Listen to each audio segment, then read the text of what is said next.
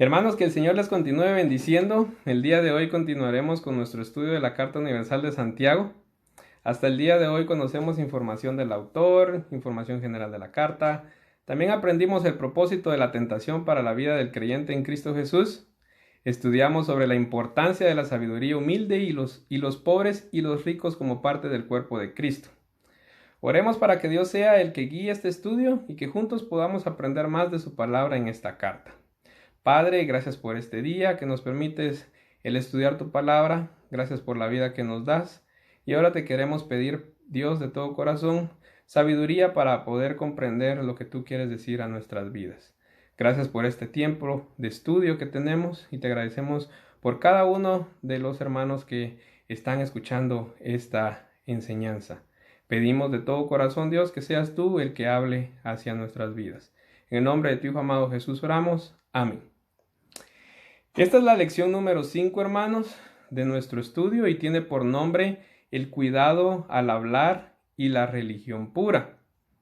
El texto bíblico lo encontramos en Santiago capítulo 1, versículo 19, que dice: Por esto, mis amados hermanos, todo hombre sea pronto para oír, tardo para hablar, tardo para airarse.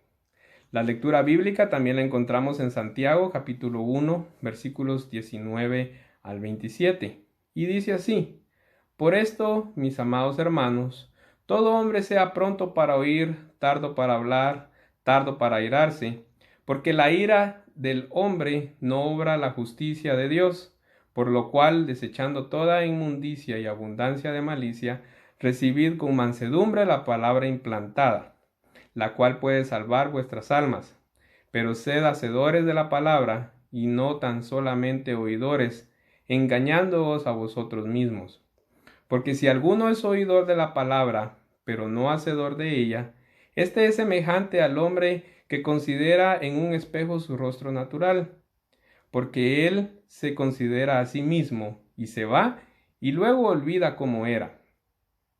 Mas el que mira atentamente en la perfecta ley, la de la libertad, y persevera en ella, no siendo oidor olvidadizo, sino hacedor de la obra, éste será bienaventurado en lo que hace. Si alguno se cree religioso entre vosotros, y no refrena su lengua, sino que engaña su corazón, la religión del tal es vana.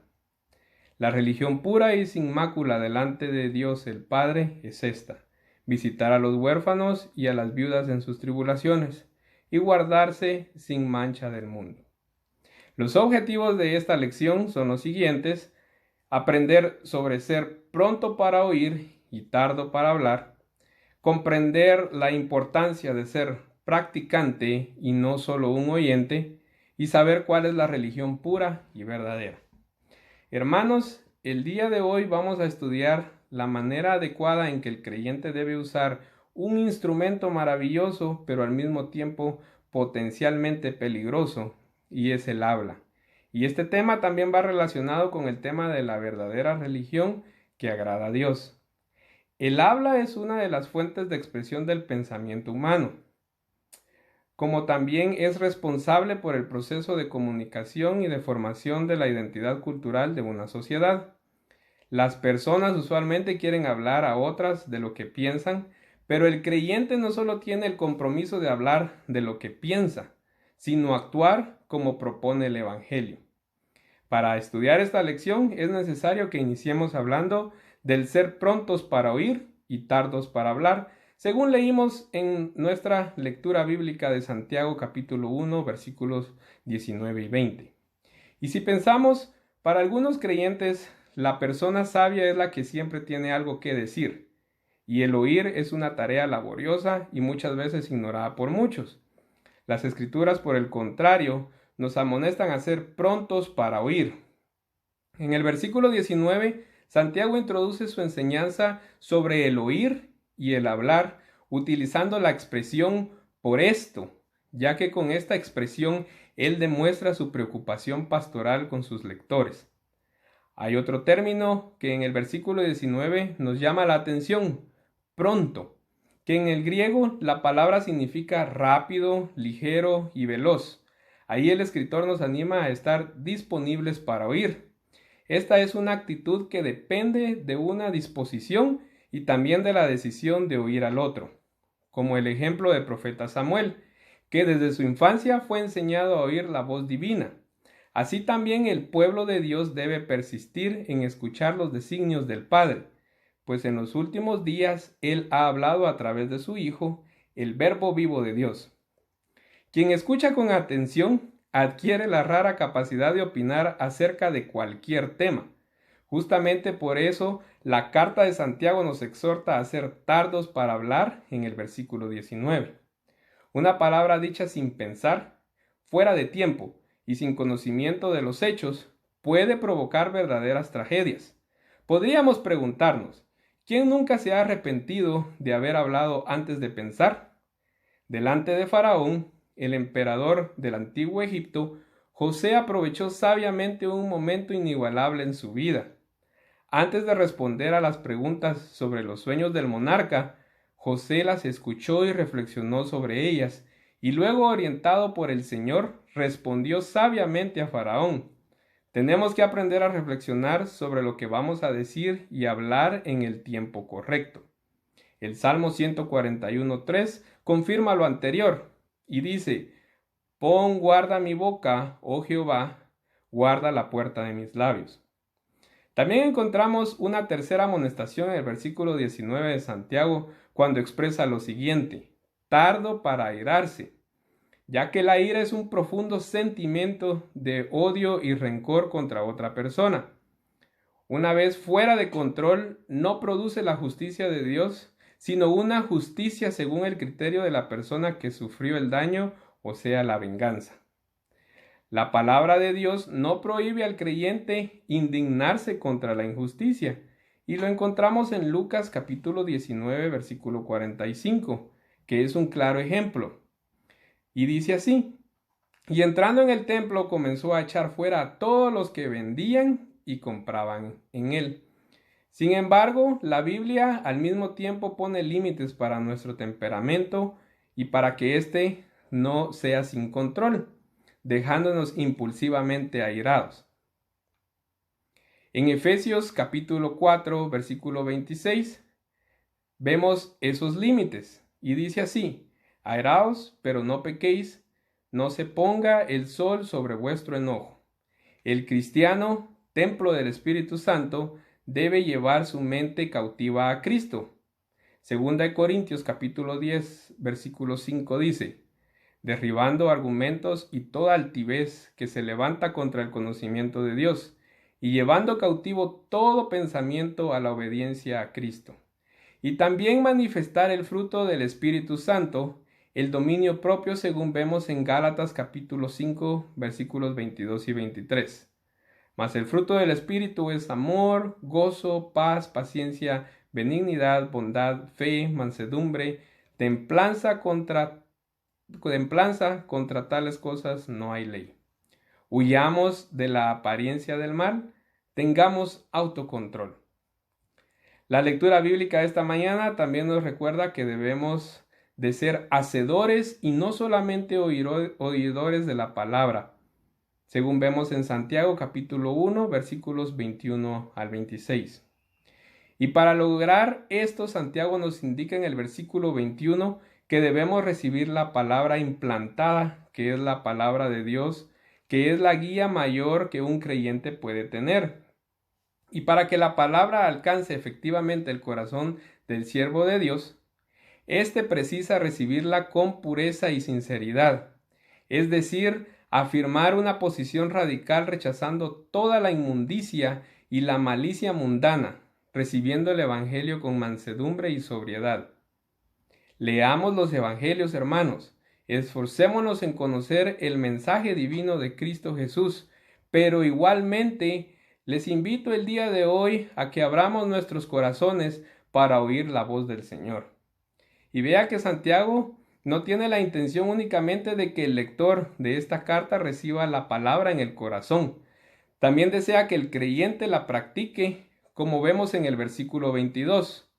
No puede haber incoherencia entre lo que se dice y lo que se hace para quien es discípulo de Jesús. Si amar a Dios y al prójimo Son los mayores mandamientos, entonces debemos de hacer todo el esfuerzo para vivirlos.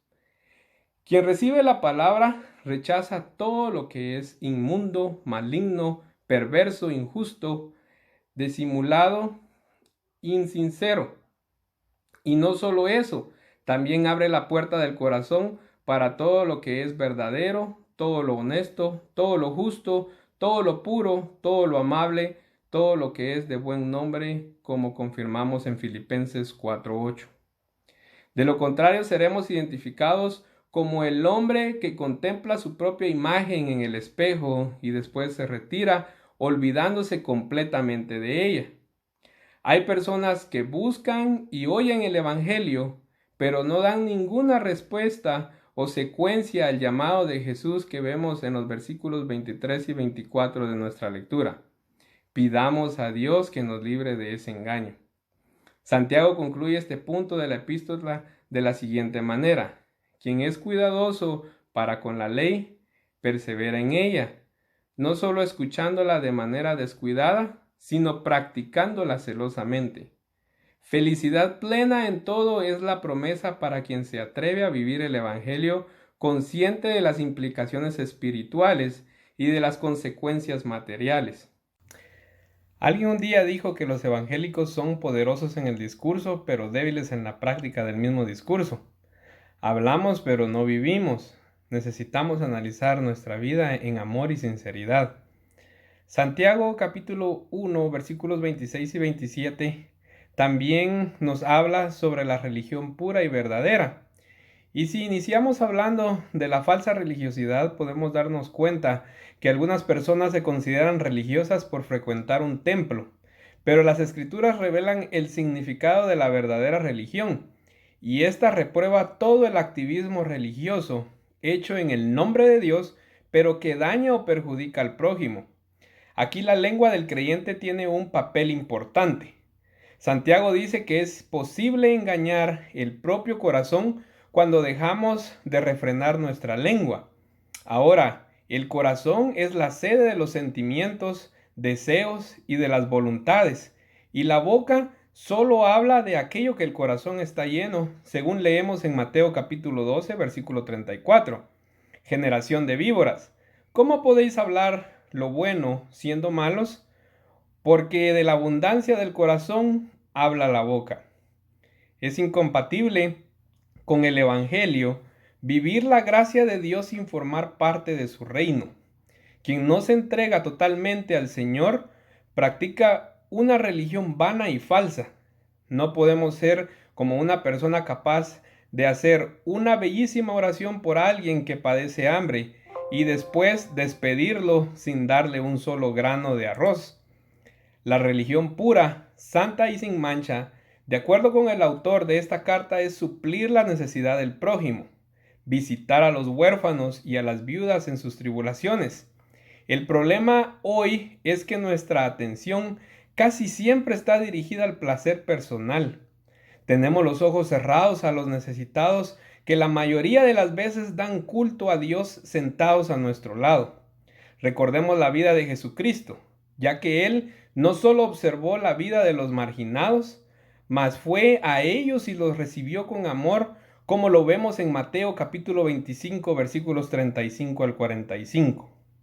La religión que agrada a Dios es aquella cuyos discípulos profesan y bendicen su nombre, visitando y acogiendo a los necesitados que padecen aflicciones. Además de recomendar la obligación de visitar a los huérfanos y a las viudas, la epístola de Santiago menciona otro aspecto de la verdadera religión, que es el guardarse de la corrupción del mundo. La religión falsa se encuentra arraigada en el egoísmo, en la corrupción y en los intereses maléficos del sistema pecaminoso. La iglesia debe de mantenerse lejos de la corrupción. Estamos en el mundo, mas no somos parte de su sistema. El Evangelio nada tiene que ver con sus valores y preceptos. Por lo tanto, no haga parte de su vida el modo corrupto de vivir en el mundo. Amemos y deseemos el Evangelio con todo nuestro corazón. Podemos entonces concluir nuestra lección recordando que a la luz de la palabra de Dios aprendemos que el creyente debe de ser tardo para hablar y pronto para oír. Por eso la ira es un sentimiento que debe de ser controlado por el creyente. También recordemos que el creyente debe llenarse de la palabra, practicarla y preservarla. Y por último, podemos también concluir que una de las manifestaciones del vivir la verdadera religión está en el velar por el necesitado, ir hasta él y recibirlo. Bueno, hermanos, hemos concluido con nuestra lección del día de hoy. Les dejo las lecturas diarias sugeridas de esta semana y les animo a que juntos sigamos descubriendo ese mensaje especial que Santiago descubrió a través de su vivencia con Jesús. Mi deseo es que al final de este estudio, usted y yo podamos decir que somos siervos de Jesús por medio de nuestro testimonio. Que el Señor les bendiga.